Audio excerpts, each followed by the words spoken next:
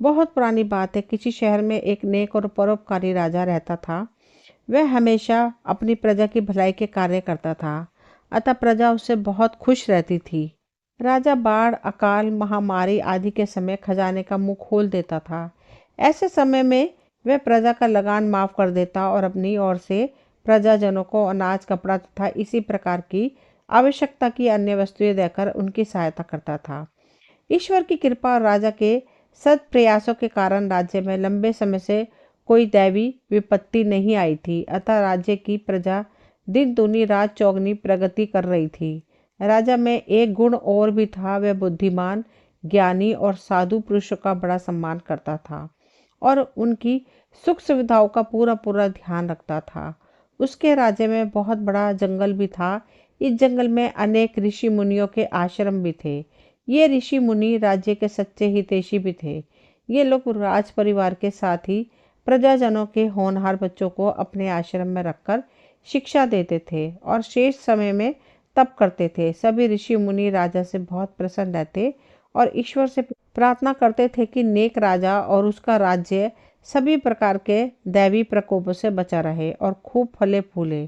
राजा के पड़ोस में भी एक राज्य था। उस राज्य का राजा बहुत दुष्ट, चालाक और अत्याचारी था। वह अपनी प्रजा को तरह तरह से सताया करता था।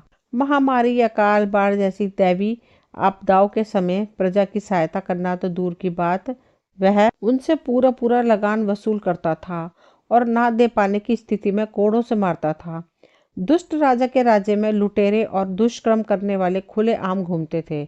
उसके राज्य में स्त्रियों की इज्जत भी सुरक्षित नहीं थी, अतः चारों ओर व्यभिचार फैला हुआ था। ऋषि मुनि और साधु संतों ने उसका राज्य न जाने कब का छोड़ दिया था। दुष्ट राज्य में सभी दुर्गण थे। वह हमेशा बीमार और परेशान रहता था, किंतु उसे अपनी परेशानी की कोई चिंता नहीं थी। वह तो हमेशा नेक राजा और उसकी प्रजा की खुशहाली से चिंतित रहता था। दुष्ट राजा हमेशा ऐसे प्रयास करता रहता था जिससे नेक राजा और उसकी प्रजा को कष्ट हो। वह कभी अपने राज्य के अपराधी प्रवृत्ति के लोगों को नेक राजा के राज्य में भेजकर लूट और चोरी कराता, तो कभी मवेशी छोड़कर उसके राज्य की फसलें नष्ट करवा देता। लेकिन नेक राजा पर इसका कोई प्रभाव नहीं पड़ता। उसके अपने सैनिक दुष्ट राजा के अपराधी प्रवृत्ति के लोगों को पकड़कर बंदीगृह में डाल देते और मवेशियों को पकड़कर जरूरतमंद लोगों को दे देते। इस प्रकार दुष्ट राजा नेक राजा की प्रजा और नेक राजा को परेशान करने के लिए अनेक प्रयास कर चुका था, लेकिन अभी तक के उसके सारे प्रयास बेकार गए थे। एक बार दुष्ट राजा ने नेक राजा के राज्य पर आक्रमण करने का विचार भी बनाया, लेकिन वह इसके लिए हिम्मत नहीं जुटा पाया। दुष्ट राजा की प्रजा उससे डरती अवश्य थी, लेकिन मनी मन उससे घृणा करती थी। उसके राज्य के कर्मचारी और सैनिक भी विश्वास के योग्य नहीं थे। अतः दुष्ट राजा ने नेक राजा पर आक्रमण करने का विचार अपने मन से हमेशा के लिए निकाल दिया। लेकिन वह नेक राजा के राज्य को हड़पने का विचार अपने मन से कभी नहीं निकाल सका। इसके लिए उसे एक सुअवसर की प्रतीक्षा थी। इधर नेक राजा बहुत बूढ़ा हो गया था, उससे राजकाज नहीं संभलता था। नेक राजा को एक बेटा था, राजकुमार अपने पिता के समान नेक और परोपकारी था। उसकी आयु 20 वर्ष की हो चुकी थी। उसने अपने राज्य के ज्ञानी ध्यानी ऋषियों मुनियों से सभी प्रकार की विद्याएं सीख ली थी और राज्य के सभी कार्य कुशलतापूर्वक करने योग्य हो गया था। एक बार नेक राजा बीमार पड़ा। उसकी बीमारी बहुत गंभीर थी, अतः उसके बचने की कोई आशा नहीं थी। राज्य भर के हकीमों और वैद्यों ने उसे देखा और उसका इलाज किया, किंतु सफलता नहीं मिली और एक दिन उसकी मृत्यु हो गई। नेक राजा के मरने के बाद उसके बेटे को राजा बनाया गया। नया राजा सभी प्रकार से नेक, परोपकारी और प्रजा का हितैषी था, अतः किसी को कोई परेशानी नहीं हुई और राज्य का कार्य पहले की तरह आराम से चलता रहा। नए राजा का अभी तक विवाह नहीं हुआ था। नेक राजा ने सोचा कि वह राजकुमारी की शिक्षा पूरी होते ही किसी अच्छी, सुंदर, सुशील राजकुमारी से उसका विवाह कर देगा और उसे राजकाज सौंप देगा, किंतु राजकुमारी की शिक्षा पूरी होते ही वह गंभीर रूप से बीमार हो गया और मर गया। राजकुमार की माँ बहुत सीधी और सरल थी, फिर भी उसने राज्य के कर्मचारियों की सहायता से राजकुमार के लिए राजकुमारी की खोज आरंभ कर दी। दुष्ट राजा को भी यह समाचार मिल गया कि नेक राजा के विवाह के लिए एक राजकुमारी की खोज की जा रही है। वह ऐसे ही अवसर की प्रतीक्षा में था। उसे एक बेटी थी। दुष्ट राजा ने अपनी बेटी और नए राजा के विषय में बड़ी देर सोच विचार किया और फिर एक भयानक निर्णय लिया, अपनी बेटी को विष कन्या बनाने का निर्णय। दुष्ट राजा ने अपना निर्णय किसी को नहीं बताया। उसने यह बात अपनी रानी और राजकुमारी को भी नहीं बताई। दुष्ट राजा ने अपने एक विश्वास पात्र गुप्तचर को बुलाया और उसके साथ गुप्तचर विभाग के प्रमुख के पास आ पहुंचा। राजा के गुप्तचर विभाग का प्रमुख एक वृद्ध आदमी था। वह नगर के बाहर जंगल में एक खंडर के नीचे बने शानदार तहखाने में रहता था। इस खंडर और इसके नीचे बने तहखाने की जानकारी दुष्ट राजा और उसके कुछ विश्वास पात्र लोगों को छोड़कर किसी को नहीं थी।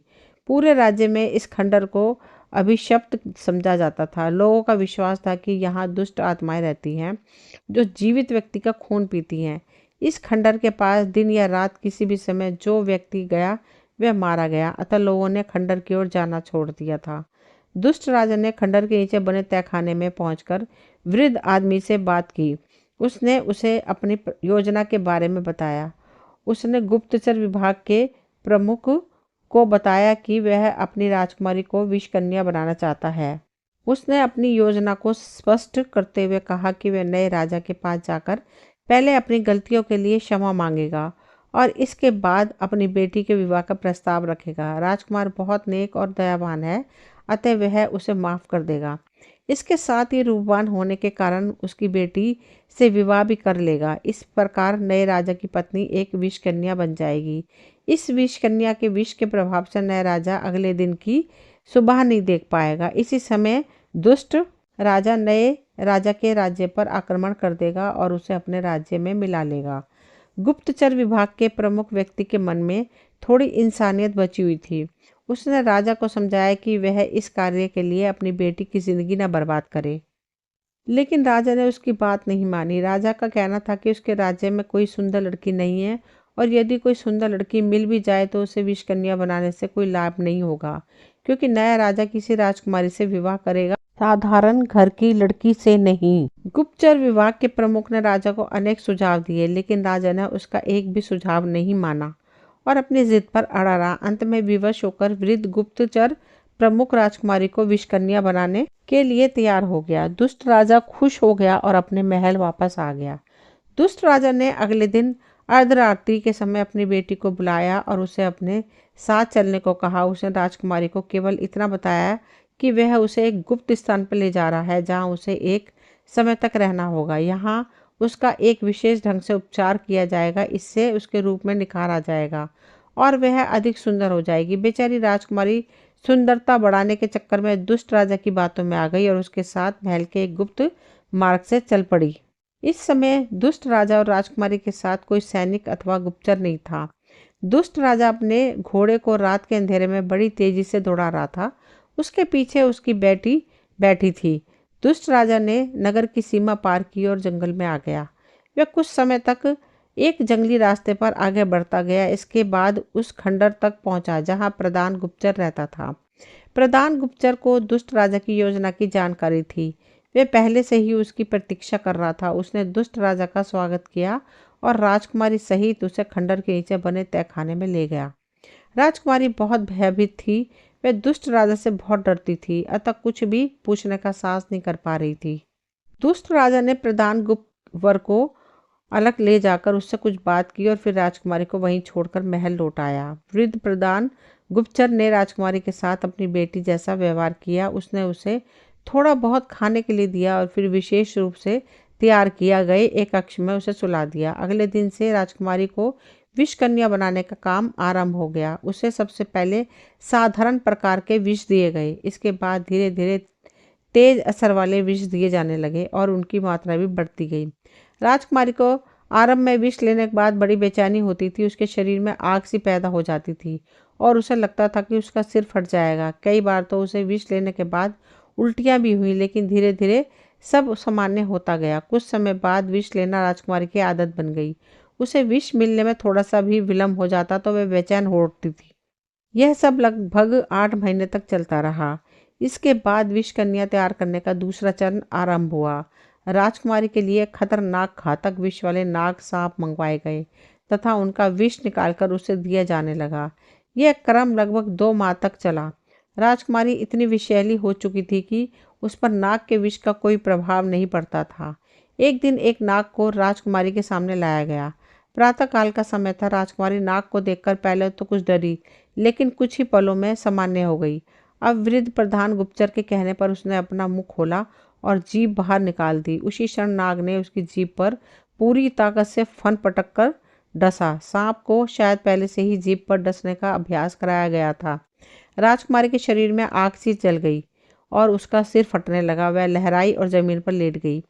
वृद्ध प्रधान गुप्तचर ने उसे एक बिस्तर पर लिटाया और पास खड़ा उसे देखता रहा। राजकुमारी अचेत नहीं थी, वह नाग के विष के नशे में थी। आज उसे बहुत आनंद आ रहा था।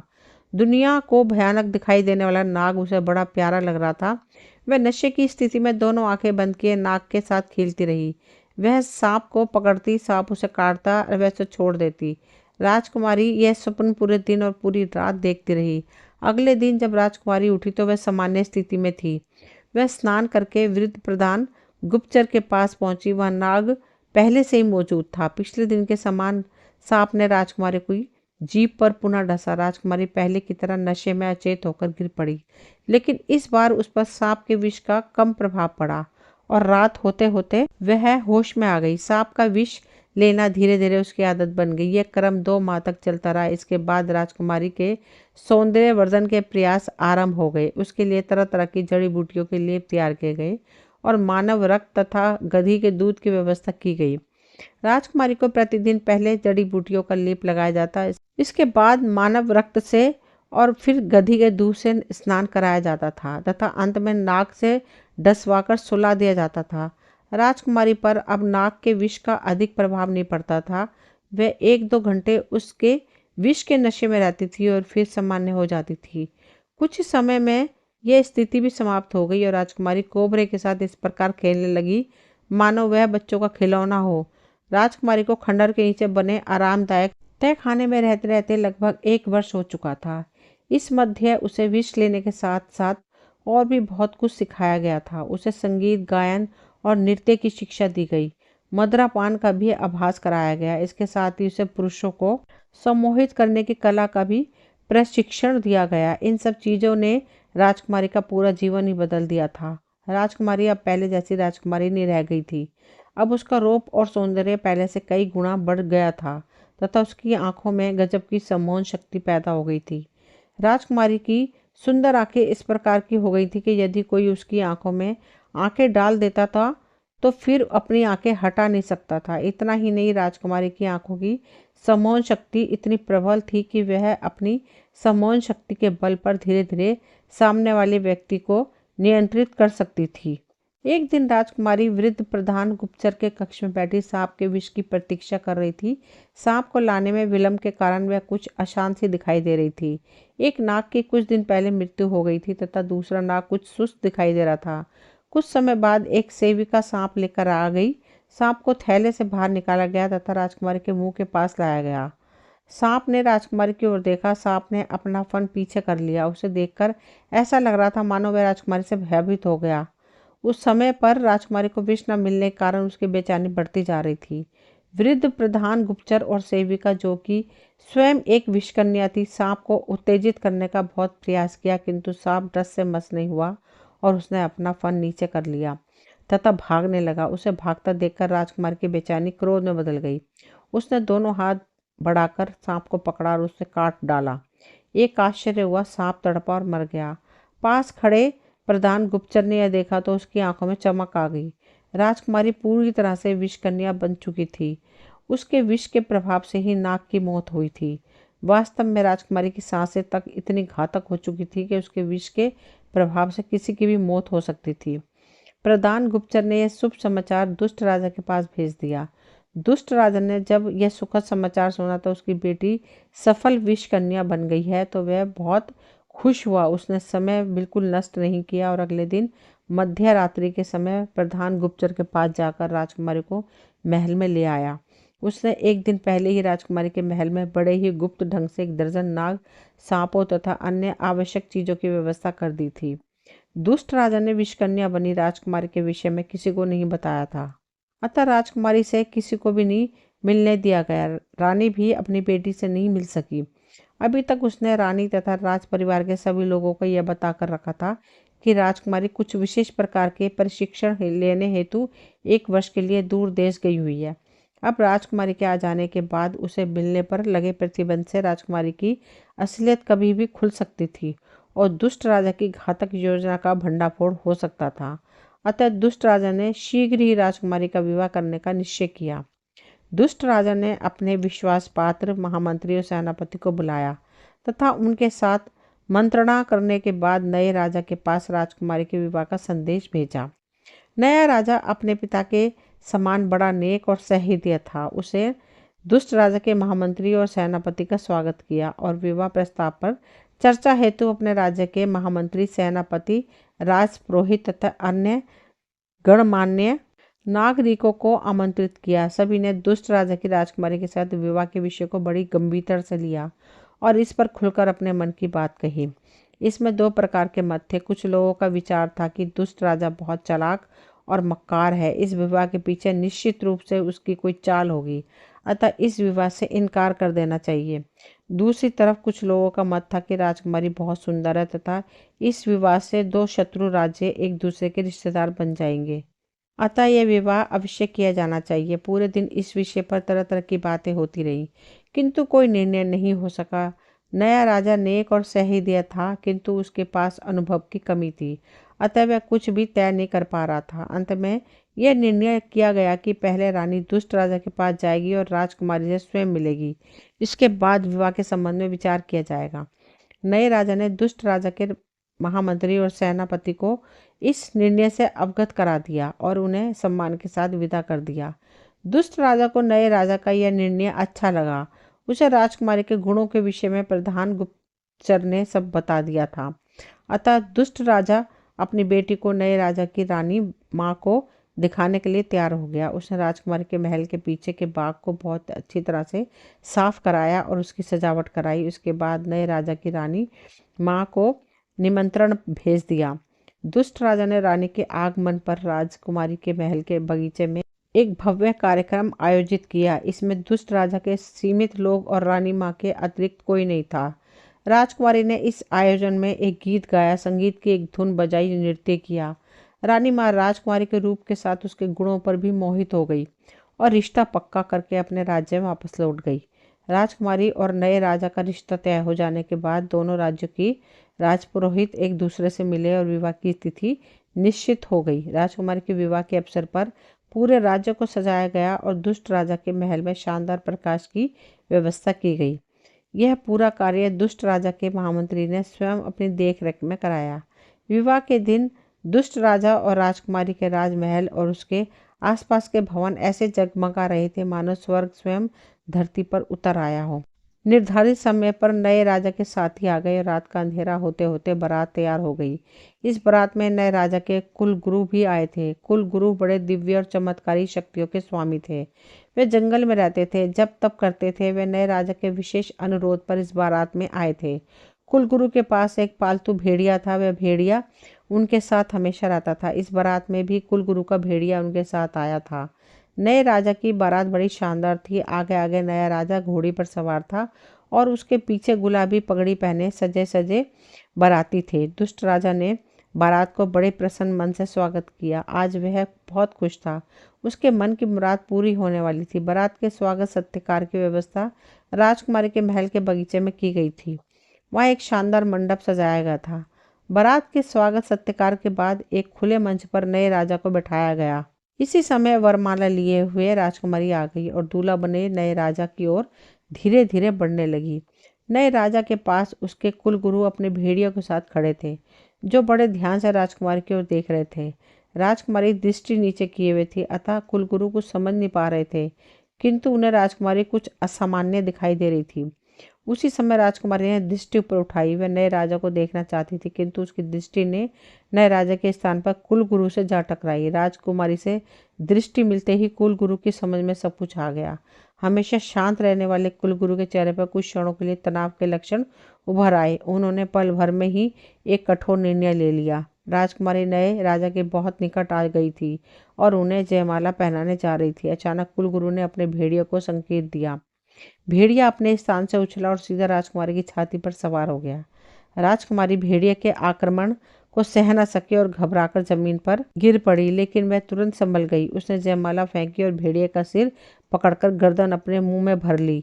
इसके बाद जो कुछ भी हुआ उसे देखने वाले देखते ही रह गए। भेड़िया जमीन पर पड़ा था और विष के प्रभाव से उसके मुंह से झाग निकल रहा था। वह कुछ पल तड़पा और फिर शांत हो गया। राजकुमारी अब पूरी तरह संभल चुकी थी। उसे नए राजा के कुल गुरु पर बड़ा क्रोध आ रहा था। उसी कुल गुरु के भेड़िए ने उस पर आक्रमण किया था, अतः वह फुफकारती हुई कुल गुरु की ओर बढ़ी। कुल गुरु के पास ही रक्षक खड़ा था। उसने कुल गुरु की जान खतरे में देखी तो वह राजकुमारी पर झपटा। राजकुमारी क्रोध में थी। उसने रक्षक का भी वही हाल किया जो कुल गुरु के भेड़िया का किया था। उन दो मौतों से दोनों पक्षों के लोगों की समझ में आ गया था कि राजकुमारी विष कन्या बन चुकी है। वे दुष्ट राजा की दुष्टता से पहले से ही परिचित थे। वे ये अच्छी तरह समझ गए कि दुष्ट राजा ने नए राजा के राज्य को हड़पने के लिए यह षड्यंत्र रचा है। इधर राजकुमारी का क्रोध 7वें आसमान पर आ चुका था। उसने मुस्कुराते हुए कुलगुरु की ओर देखा और उनकी ओर झपटी। कुलगुरु का दाहिना हाथ ऊपर उठा और वह कुछ बुदबुदाए। अचानक फिर एक चमत्कार हुआ और राजकुमारी झाड़ी जैसे एक छोटे से पौधे में बदल गई। इस पौधे पर सुंदर फूल खिले हुए थे। दुष्ट राजा और उसके साथियों ने राजकुमारी की हालत देखी तो उन्होंने रौद्र रूप धारण करके कुलगुरु पर आक्रमण कर दिया। कुलगुरु अभी भी शांत खड़े मुस्कुरा रहे थे। उन्होंने अपनी दिव्य शक्ति से दुष्ट राजा और उसके साथियों को कांटेदार बबूल जैसे वृक्ष और झाड़ियों में बदल दिया। इस प्रकार दुष्ट राजा और उसके साथियों का आतंक समाप्त हो गया। उसकी प्रजा ने सुख और चैन की सांस ली और कुलगुरु को प्रणाम करके उनसे अनुरोध किया कि नया राजा उनके राज्य की बागडोर भी संभाल ले। नया राजा अभी तक कुलगुरु के पास खड़ा बीच में से सब देख रहा था। उसकी समझ में सब आ गया था। आज कुलगुरु ने उसके साथ ही उसके राज्य की भी रक्षा की थी। उसने कुलगुरु को प्रणाम किया और उनकी आज्ञा से दुष्ट राजा के राज्य को अपने राज्य में शामिल कर लिया। कहते हैं कि राजकुमारी के शरीर के सभी अंगों में विष ही विष भरा था, इसलिए कंदल के सभी अंग, फूल, पत्तियां, जड़ आदि विषैले होते हैं। दोस्तों, ये कहानी यहीं तक थी। मुझे उम्मीद है आप सभी को पसंद आई होगी। अगर पसंद आई हो तो प्लीज़ चैनल को सब्सक्राइब करें, वीडियो को लाइक शेयर करें। मिलती हूँ अगली कोई नई कहानी लेकर। कहानी सुनने के लिए आप सभी का तहे दिल से शुक्रिया।